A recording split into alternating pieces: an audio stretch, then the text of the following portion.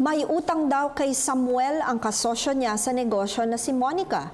Kinasuhan daw niya ito sa korte upang magbayad ng utang, subalit hindi raw ito sumisipot sa mga hearing. Ang duda niya ay baka may balak lumabas ng bansa si Monique. Maaari daw ba siyang humingi sa korte ng Hold Departure Order? Ang Hold Departure Order or HDO ay pumipigil sa isang individual ng bansa. Bago magkaroon nito, kinakailangan muna na mayroong pending na criminal case sa korte bago makapag-issue ng ganitong order na nag-uutos sa Bureau of Immigration na huwag paalisin ang naturang tao. Ngunit kung ang kaso ay civil in nature, gaya ng paniningil sa utang, walang grounds para mag-issue ang korte ng HDO.